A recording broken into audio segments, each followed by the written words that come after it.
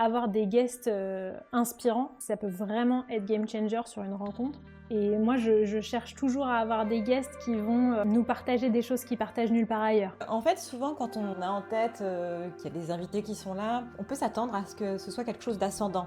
Et je trouve ce qui fait vraiment la force des personnes qui interviennent, c'est qu'on n'est pas du tout dans cette approche-là. C'est vraiment une approche conversationnelle, de questions-réponses, d'échanges. C'est génial d'avoir d'autres perspectives. Ça nous apporte une ouverture d'esprit aussi, puisque on voit que le processus de développement d'une entreprise n'est pas forcément le même d'un entrepreneur à l'autre. Bienvenue dans ce nouvel épisode de Structure, le podcast qui libère l'entrepreneur tout en décuplant le potentiel de croissance de son entreprise. Je suis Romain Collignon, le fondateur de Squared, et ce que je vous propose dans ce podcast, c'est de prendre part à une conversation. Une conversation où on est entre nous, avec mon équipe ou avec des invités triés sur le volet, pour vous partager toutes nos coulisses et où évidemment la structure, au service de la liberté et de la croissance de l'entrepreneur, ne sera jamais très loin.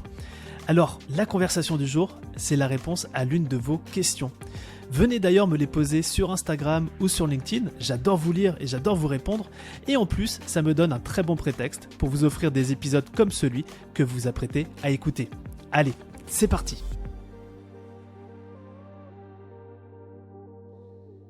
L'un des axes forts de nos masterminds, au-delà de la qualité des membres, c'est de pouvoir les projeter, les inspirer. Et en cela, Flore, tu as la mission toute particulière de gérer nos invités de marque à nos rencontres. Et tu nous as permis d'être en contact avec des gens très prestigieux, pour ne pas les citer, Sissi Mua, Anthony Bourbon, Fabien Licard, ou encore récemment Christopher Wangen. Et on va avoir aussi du lourd dans les prochains mois pour ceux et celles qui seront dans nos masterminds. Petit teasing. Et je vais te laisser nous raconter ça, parce que c'est une grosse nouveauté sur laquelle on a bien bossé, tu as bien bossé sur ces 12 derniers mois, en plus de tes missions marketing et sales. Et ça apporte énormément de valeur pour nos membres. Et puis, de ton côté, Géraldine, tu as pu observer et aussi participer à la refonte complète ces 12 derniers mois de l'accompagnement, que ce soit dans la prépa 67 ou dans le mastermind 67. Donc, beaucoup de nouveautés qui ont été mises en place, à la fois côté backstage, structure de notre côté. Il y a vraiment plein de choses hyper intéressantes qu'on pourrait partager dans cet épisode pour tous ceux et celles qui ont envie de comprendre un petit peu comment ça fonctionne, l'accompagnement dans nos masterminds, mais aussi s'en inspirer tout simplement pour leur propre programme. Je pense qu'il y a des choses intéressantes là-dessus. Donc voilà, dans cet épisode, j'aimerais qu'on discute de ces deux grandes nouveautés, les invités dans les rencontres et l'accompagnement personnalisé, sur lequel j'aimerais avoir votre perspective. On commence par les invités. Flore, évidemment, même si j'ai un peu assigné chaque sujet à chacune d'entre vous, on débarque comme d'hab. Ouais, écoute, déjà, quand toi et Romuald, vous m'avez assigné, entre guillemets, le fait de trouver les guests, ça m'a beaucoup touchée, j'étais super contente. Je pense que du coup, j'ai mis tout ce cœur-là et c'est ce qui m'a permis de trouver des super guests. Parce que je me rappelle à la première rencontre 67 que j'avais fait, il y avait Fabienne Fredriksson qui était là. Et je me rappelle en avoir pleuré, ça m'a vraiment marqué. Et donc là, le fait de trouver les guests, c'est vraiment super cool. Je pense que ça fait clairement partie de mes tâches préférées. Et déjà, tout simplement parce que avoir des guests inspirants, ça peut vraiment être game changer sur une rencontre. Et moi, je cherche toujours à avoir des guests qui vont nous partager des choses qu'ils partagent nulle part ailleurs.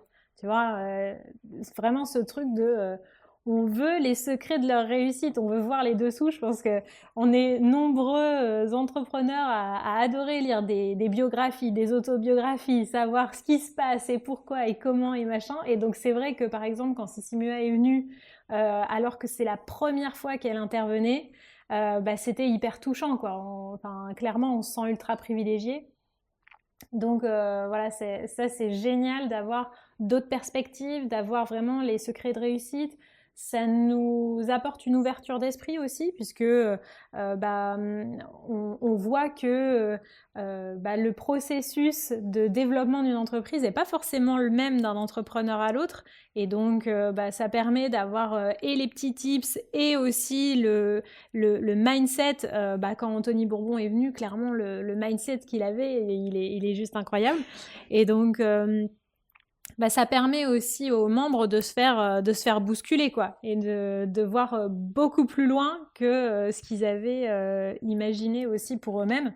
Donc voilà, et puis je trouve que ça permet aussi de rester... on parle souvent d'innovation, mais je pense que c'est aussi important d'être au contact de personnes qui ont parfois pas les mêmes ressources que nous, parce que clairement, quand on parle d'un Anthony Bourbon ou quoi, c'est quand même pas tous les matins qu'on a la possibilité d'échanger avec quelqu'un comme lui, ou Sissi, ou autre. Et donc, je trouve que c'est un vrai atout. Et je pense notamment, par exemple... je parlais de Sissi qui a développé une application. Dans le domaine de l'infoprenariat, par exemple, je sais qu'il y en a beaucoup qui ont envie de développer des applis. Pouvoir échanger, poser des questions avec une personne qui a une appli utilisée par des millions d'utilisateurs, c'est incroyable, quoi. Donc voilà. Des millions, je sais pas, 150 000 mensuels. Bon, c'est déjà énorme. Ah bon, pardon, autant pour moi. Ah, tu vois, mais moi, je les imagine déjà avec des millions. Mais je suis aussi convaincu que toi, c'est que dans cette... alors, nous, on est dans l'industrie infoprenariale et je l'ai vu en fait, c'est pour ça que j'en suis convaincu, c'est que les prochains leviers de croissance viennent très souvent d'autres industries. Et là, tu parlais de l'application notamment.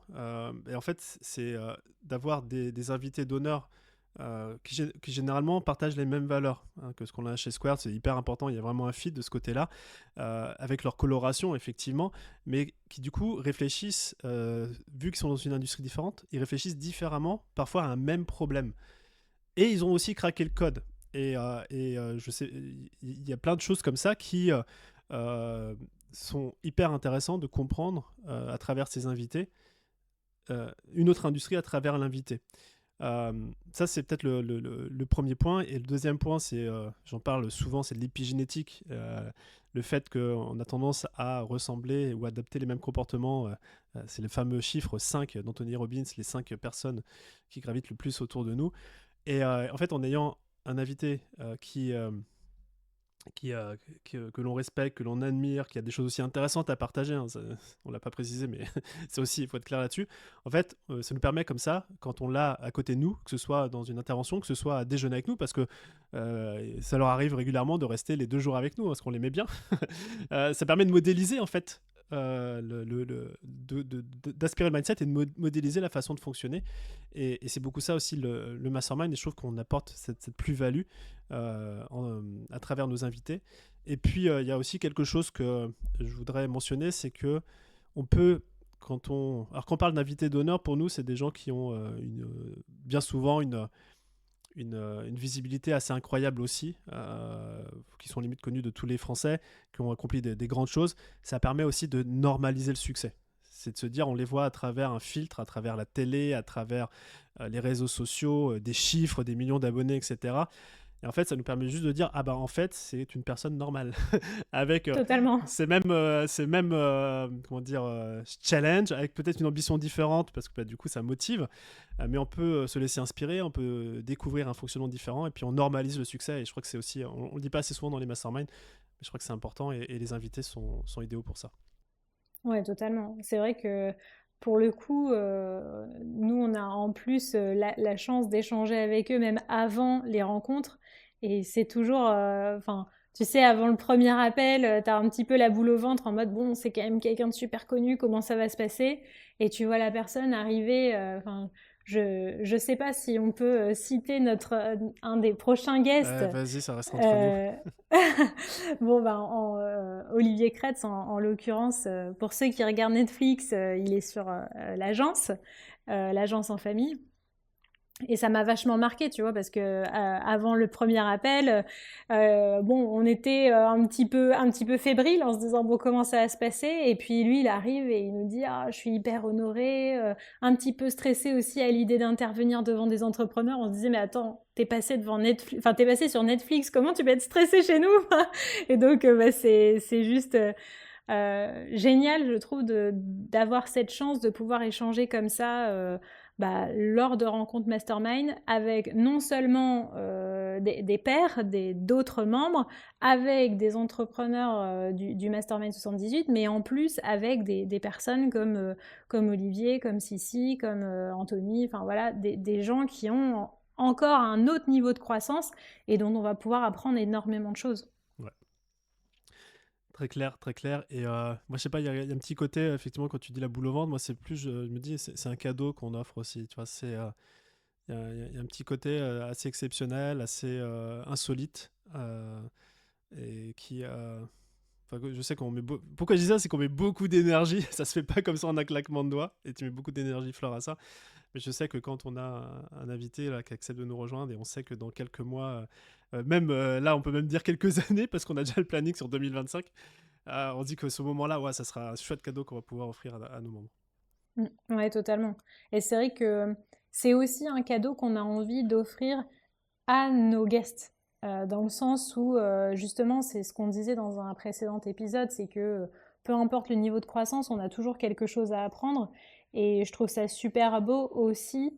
Nous, on est convaincus à chaque fois que nos guests aussi ont des choses à retirer de nos membres. Et on voit les vases communicantes à chaque fois qui s'opèrent. Et ça, c'est aussi génial. D'ailleurs, généralement, nos guests, quand ils repartent, ils nous disent waouh, en fait, c'était génial, je pensais pas que j'allais apprendre autant de choses. Donc ça, c'est un beau cadeau aussi pour nous. Mm. Ouais, ouais, clairement. Jardy, je sais pas, comment tu vois ça? Alors, t'es moins impliqué que moi et Flore sur le sujet guest, mais comment tu le vois, toi, de ta fenêtre? Mais je pense que, en fait, souvent, quand on a en tête qu'il y a des invités qui sont là, on peut s'attendre à ce que ce soit quelque chose d'ascendant, où l'invité, le guest, vient avec sa conférence, sa présentation. Et je trouve ce qui fait vraiment la force, justement, ici, pas des personnes qui interviennent, c'est qu'on n'est pas du tout dans cette approche-là. C'est vraiment une approche conversationnelle, de questions-réponses, d'échanges. C'est comme, voilà, comme si on rentrait dans sa tête. Et c'est ça qui crée cette richesse, justement, euh, pour le membre, pour les membres de nos masterminds et pour nos guests. Ouais. Généralement, d'ailleurs, il y a, allez, si on a un slot de 2 heures pour un invité, en plus des moments qu'il va passer en off avec nous, il y a peut-être 15 minutes de présentation, c'est juste pour connaître le contexte, mais en amont, on pose la question à nos membres, c'est quelle question tu voudrais lui poser. Ça, c'est rassemblé, c'est packagé par Flore, c'est transmis à notre invité qui sait exactement quel sujet on va pouvoir aborder. Donc c'est aussi d'avoir en intraveineuse, c'est pas ascendant ou descendant, c'est pas unidirectionnel, c'est vraiment conversationnel. Et c'est ça qui est hyper chouette. Ok, trop bien. Peut-être qu'on va aller faire un petit tour maintenant du côté de l'accompagnement, parce qu'on en a parlé dans l'intro. J'ai plus te solliciter, Géraldine. On a ces 12 derniers mois bien boosté l'accompagnement, que ce soit dans la prépa 67 ou dans le mastermind 67. Qu'est-ce que tu pourrais nous en dire? C'est vrai qu'aujourd'hui, on a vraiment ouais, boosté, musclé l'accompagnement, le coaching individuel. En fait, on a toujours eu du coaching individuel, mais je pense qu'on est vraiment là arrivé à un niveau ouais, qui est au taquet. C'est-à-dire que on savait qu'on était très fort sur le côté communauté. Parce que nous, dans notre mission, on a On était, on est toujours. on est toujours, c'est dans notre ADN. Ouais, voilà, On c'est est, ça. voilà, ça fait partie de nous, avec cette mission qui est d'éradiquer la solitude de l'entrepreneur. Mais il y a plusieurs solitudes de l'entrepreneur. Il y a cette solitude, voilà, d'être tout seul. Les infopreneurs, ils travaillent beaucoup tout seuls chez eux, donc cette solitude physique, voilà, naturelle. Cette solitude aussi de l'entourage, de pas forcément avoir des membres dans son entourage qui parlent le même langage, qui ont les mêmes enjeux. Donc, par la côté communauté, ça, on a toujours été, on est très bon. Et je pense que là, on est passé vraiment un cran au-dessus. C'est la solitude face à son business, face à ses décisions stratégiques. Et c'est vrai qu'aujourd'hui, on a cette capacité finalement à ouvrir le capot, parce qu'on sentait vraiment ce besoin, j'ai besoin d'avoir quelqu'un qui ouvre le capot de mon entreprise. Et ça, c'est quelque chose qu'on fait aujourd'hui quand on commence les coachings individuels, les accompagnements. On va faire des diagnostics très approfondis finalement sur 3 piliers. On va regarder la partie marketing et commercial, on va regarder la structure de l'entreprise, on va regarder la posture, le côté mindset de l'entrepreneur. Et à partir de là, on va dire, OK, c'est quoi les priorités? C'est quoi ton plan d'action? Pour vraiment l'accompagner, définir ce qui est le plus important pour faire évoluer l'entreprise et l'entrepreneur sur les prochains mois. Et en fait, au final, on se rend compte que si on met tous nos coachings bout à bout, presque tous les 15 jours, le membre a une séance avec un coach dans la Prépa 67 ou dans le Mastermind 67. Ouais. Alors, il y a effectivement l'essence purement coaching où on avance sur les sujets stratégiques prioritaires. Puis on a aussi ce qu'on appelle, nous, les power coaching, qui sont les prises un peu en urgence sur un sujet très particulier qu'on va venir adresser de manière ponctuelle, mais effectivement en cumulé, qu'on soit dans la prépa 67, qui est un programme sur 6 mois et qui peut se renouveler, et le Mastermind 67, qui est un programme sur 1 an qui peut aussi se renouveler. Tous les 15 jours, c'est le timing. Et moi, je vais peut-être insister sur un point, mais alors, je ne sais pas si c'est insisté, mais c'est vrai qu'il y a quelque chose qu'on ne remarque pas forcément quand on rejoint un mastermind, c'est qu'on est limité par son identité entrepreneuriale. Et c'est vrai qu'on pourrait se dire, OK, le coaching business, c'est juste marketing sales, ou OK, c'est structure. Mais c'est vrai on attache aussi une importance particulière à la posture du dirigeant, et à savoir qu'on est amené, les caps de développement business sont aussi amenés à l'identité qu'on a en tant qu'entrepreneur. On a différents stades. Nous, on a bien identifié que généralement, au départ, on a plus la casquette d'artisan. On va faire les choses un peu dans notre coin. Et puis, à un moment donné, on a la casquette d'entrepreneur. On va commencer à recruter son premier assistant, par exemple. Et puis après, on va avoir la casquette de chef d'entreprise. On a vraiment une équipe, des systèmes, des process. Et puis, on voit notamment quand on est dans le Mastermind 78, on a plus une identité de dirigeant investisseur. On va essayer de gérer tous nos différents actifs, que ce soit des entreprises ou autres. Et ça, en fait, ça passe par justement un changement de posture et un changement d'identité. Et donc, au-delà du marketing et des ventes et de la structure, il y a toujours ce fil rouge, on va dire, coaching, posture du dirigeant. Et au-delà de ça, je trouve ce qui fait la richesse de notre approche en coaching, parce que comme tu le disais, on a finalement des sessions stratégiques, on va vraiment se poser en profondeur sur le plan d'action, les priorités business. Et on a ces power coaching qui sont plus des moments de déblocage. Et ces power coaching, en fait, si tu veux, pour les sessions stratégiques, le membre a un coach référent. Pour les power coaching, il peut être pris avec son coach référent ou avec un autre coach. C'est vrai qu'on a 4 coachs dans le Mastermind 67. Voilà, Fabien, Mélanie, Thierry et Raphaël, qui ont chacun finalement une petite casquette, une petite touche, une petite spécificité. Et le fait de pouvoir dire, tiens, là, pour ce power coaching, je sens que j'ai besoin de quelqu'un qui va plus être dans l'opérationnel, plus regarder mon tunnel de vente, je peux faire appel à tel coach. Ou là, j'ai plus une sensibilité mindset, je sens que j'ai un blocage, hop, j'ai envie de faire appel à tel coach. Ce qui fait que finalement, on a une capacité d'intervenir finalement sur toutes les facettes, les fondamentaux en fait, pour permettre la croissance avec cette palette-là que ça dépote. Donc, je te remercie, Géraldine, pour ce partage-là. Je pense que c'est important de le mentionner parce qu'effectivement, les masterminds existent depuis 2016, en 2024, et on est encore en train d'évoluer avec le retour, de proposer des nouvelles choses.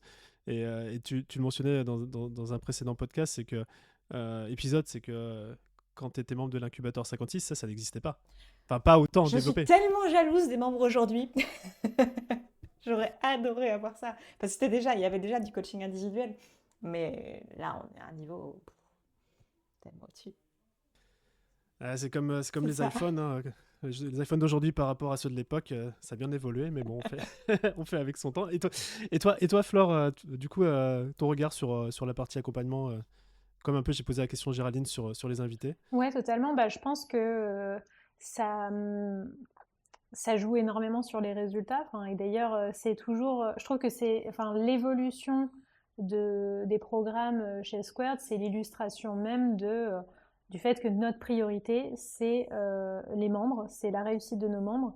Et donc là encore, d'ailleurs, c'est moi qui suis beaucoup axée sur le marketing, souvent je le partage, hein. On devrait le partager plus sur les réseaux parce qu'au final, c'est quelque chose qui peut paraître, qui peut passer, enfin qui peut être invisible pour les membres. De se dire bah ok bon bah c'est comme ça a toujours été comme ça, mais en fait nous derrière il y a une vraie réflexion de pourquoi on a fait ces choix là, et derrière c'est toujours pour que nos membres soient enfin, aient tout ce dont ils ont besoin.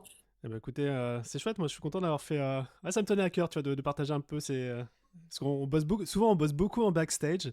C'est ça. Les membres voient ça, parce que là on parle d'accompagnement, mais la petite machinerie Asana là, pour le suivi, un petit clin d'œil à Mélanie qui nous a monté tout ça, c'est de l'orfèvrerie. Mais c'est bien aussi d'en parler, de communiquer, donc j'espère que Flore, t'es heureuse qu'on ait fait ce podcast dédié aux invités et à l'accompagnement. Ouais, totalement. Bon, de toute façon, j'ai régulièrement des petits mots des membres. Merci, c'est trop bien.